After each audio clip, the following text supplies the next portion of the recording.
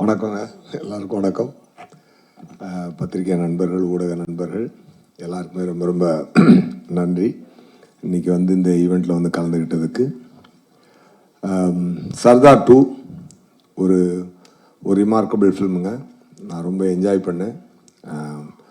Mithran sir Lakshman sir phone அடிச்சு இந்த மாதிரி டைரக்டர் வருவார், Lakshman sir Venkatesh sir phone அடித்து சொன்னாங்க, அந்த மாதிரி டைரக்டர் வருவார், கதை சொல்ல வராரு அப்படின்னு சொன்னாங்க. சர்தார் 1 எனக்கு ரொம்ப பிடிச்ச படம். சரி, அது சீக்வலில் என்ன பண்ணுறாங்க அப்படின்னு சொல்லிட்டு எனக்கு ஒரு எக்ஸைட்மெண்ட் இருந்துச்சு. ஸோ மித்ரன் சார் நேரேஷன் கொடுத்தாரு, ரொம்ப ஹாப்பி ஆகிட்டேன் நான்.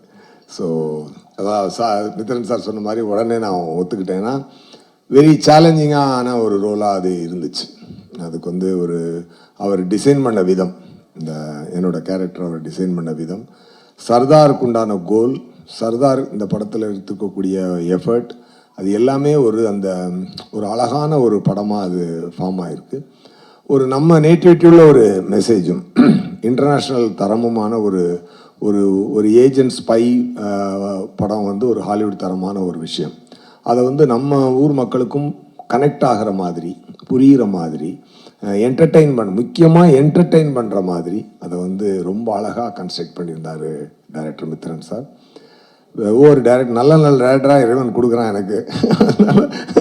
நல்ல மாதிரி நம்மளை செதுக்குறாங்க. நம்மளும் டைரக்டர் என்ன சொல்கிறாரோ அதை பிடிச்சி போய்டுறது. அதுதான் அதோடைய ஹைலைட்டாக இருந்துச்சு. நான் ரொம்ப என்ஜாய் பண்ணேன். இந்த டே பிஃபோர் எஸ்டர்டே கூட ஒரு வைட்டல் சீன் ஷூட் பண்ணாங்க டைரக்டர் சார். அது கிட்டத்தட்ட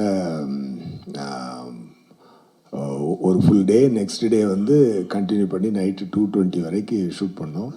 யோகி பாபு சார், நான் கவுண்டரில் அங்கே கார்த்தி சார் எல்லாமே சேர்ந்து எக்ஸ்ட்ராடினரி சீனாக அது வந்துச்சு. அப்போ தான் எனக்கு ஒரு விஷயம் தோணுச்சு.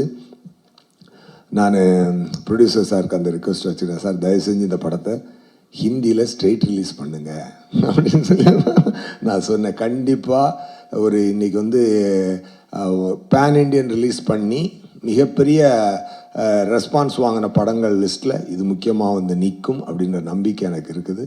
அதை தனியாகவும் சொல்லிட்டேன், ஊடகத்தின் மூலமாகவும் உங்கள்கிட்ட சொல்லிக்கிறேன். அது கண்டிப்பாக இருக்கும். என்னென்னா, த திங் இஸ் 3 ஜென்யூன் பீப்புளுங்க. ஃபஸ்ட்டு ப்ரொடியூசர் சார், அவர் என்ன கார்த்திக் சார் என்ன பிளைண்டாக டிசைட் பண்ணாலும் அதை அப்படியே அக்செப்ட் பண்ணி பண்ணுற ஒரு ஃப்ரெண்ட்ஷிப் அவங்களுக்குள்ள. அது என்ன பொருள் செலவாக இருந்தாலும், என்ன ஒரு இதாக இருந்தாலும், ஒருத்தருக்கு ஒருத்தர் கை கொடுத்து நின்று கலையை மட்டுமே நேசித்து ஒரு சிறந்த படத்தை எடுக்கணும் அப்படின்ற ஒரு passionate producer and passionate actor. அதுக்கு தீனி கொடுக்குற அளவுக்கு ஒரு கண்டென்ட் கிரியேட்டர் நம்ம டைரக்டர் சார். இந்த 3 பேரும் உண்மையாகவே வெரி வெரி என்ன சொல்ல கிரேட்டுங்க. நான் ரொம்ப என்ஜாய் பண்ணேங்க. இந்த டீமோட ஒர்க் பண்ணும்பொழுது நான் ரொம்ப என்ஜாய் பண்ணேன். அதை every scene I enjoyed.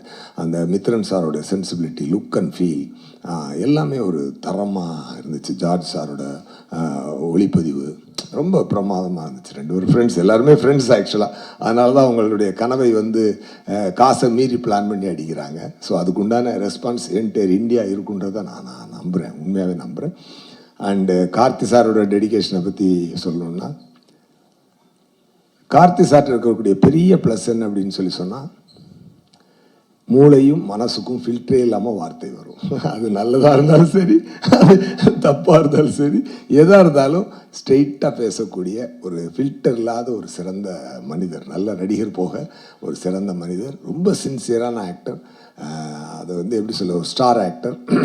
And Mithran sir சொன்ன மாதிரி கிட்டத்தட்ட அந்த கெட்டப்லாம் போடுறதுக்கு 2.5 hours, ரிமூவ் பண்ணுறதுக்கு 45 minutes.